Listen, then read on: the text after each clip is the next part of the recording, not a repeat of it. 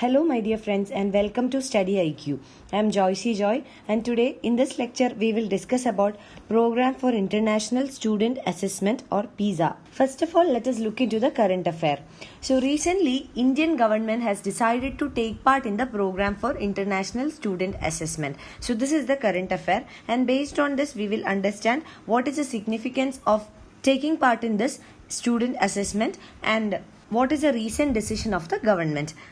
Now, briefly discussing about PISA, it is the Program for International Student Assessment. So, from the term itself, it is clear that it is something related to the assessment of the performance of students. So, it is a competency-based test that will assess the quality of the educational system across the world. So, it is conducted at a global level or at a worldwide level. So, it will test the quality of the students or the education system across the globe.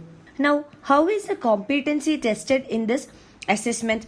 It will assess the learning levels of 15-year-old students in various parameters like the reading ability, the mathematical ability, science, problem solving, and also monetary literacy or money literacy. So these are some of the parameters that are used to assess a 15-year-old student in order to arrive at a conclusion on the quality of education provided to the student. So it is done at a global level. That means international comparison is possible under the test. And OECD conducts the test every 3 years. So it is conducted every 3 years, and OECD, that is Organization for Economic Cooperation and Development, conducts the test every 3 years. So this is briefly about PISA test. Now coming to the recent decision of the Indian government to take part in the program.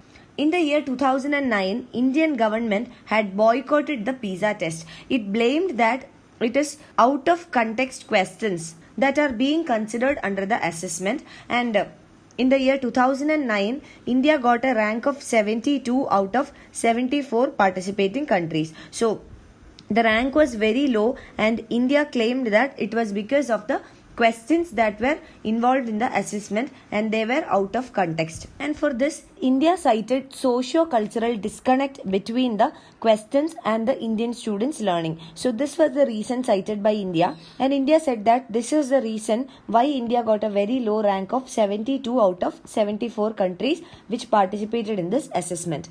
Now OECD has agreed to tailor its assessment questions to the Indian context. So that is the reason now India has agreed to join it. The HRD Ministry, that is the Human Resource Development Ministry of India, has signed a pact with OECD now in order to join the assessment. And with this decision, in the year 2021, PISA, that is Program for International Student Assessment, will be administered across all schools in Chandigarh and all Navodaya Vidyalayas and Kendriya Vidyalayas in the country. And according to the new pact that is signed between HRD Ministry and OECD, questions in the assessment test will be contextualized according to the Indian setting to help the students understand the questions better. So CBSE, that is Central Board of Secondary Education, and NCERT will be a part of this assessment process and all the activities that will lead to the actual test. So now this is the most important current affair, that India has decided to join in the assessment test. So such type of statements you can expect in your UPSC preliminary examination. So you should be aware that HRD Ministry has signed a pact with OECD in order to take part in this assessment, and also remember that it is conducted by OECD. So such type of facts will help you in your preliminary examination. Now from the mains point of view, what is more important is the significance of this pact or the decision of India to take part in the assessment. First of all, as per UNESCO data, India has one of the lowest public expenditure on education. That is, budgetary allocation of the government to educational sector is very less in India. And India is one among the few countries that have very less budgetary allocation towards education. Education comes under social sector initiative. And year after year in the budget, we see no further or significant improvement in allocation of resources or funds to the education sector in India. So there is a lesser public expenditure or government expenditure on education in India. If we compare this with our neighboring country China, India spends around $264 per student per year.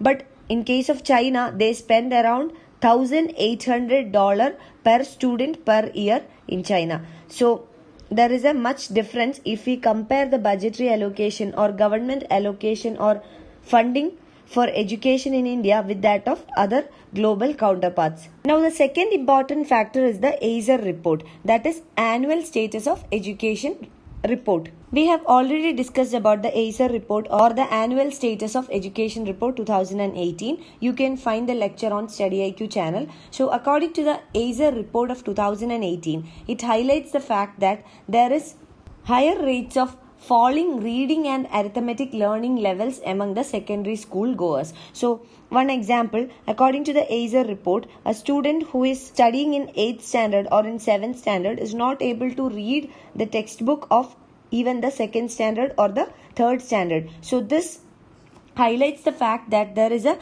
learning disability, or the learning or reading levels of students in the secondary school level is very less.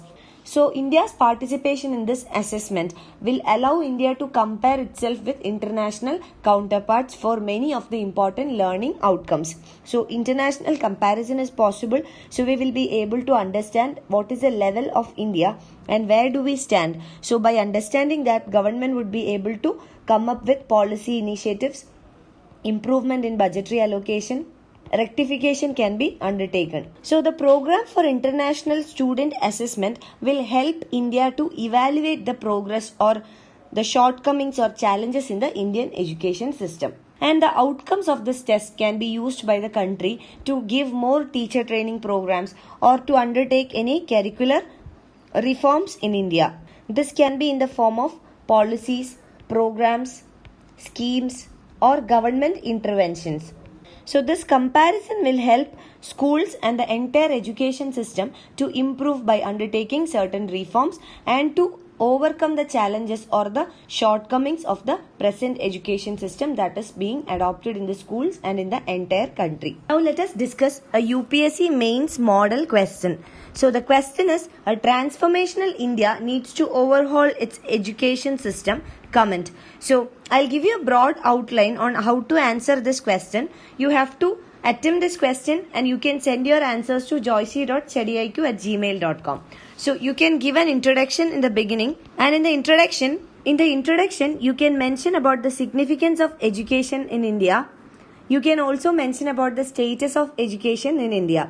So introduction, you can mention significance and status. Now coming forward, you can explain about the existing education system in India. And the third paragraph, you can mention about the challenges or the shortcomings. Next, you can mention about government interventions, various policies of the government including the RP, other schemes, policies, etc. to help the educational sector. And finally, you can mention the way ahead or how to overcome these challenges. So this should be the structure of your answer. So please try to attempt this question and please send your answers to joycey.studyiq@gmail.com. Also, you can find the PDF of this lecture on my Facebook page, and for any queries regarding your UPSC preparations, you can get in touch with me on the same mail ID or on my Facebook page. Thank you.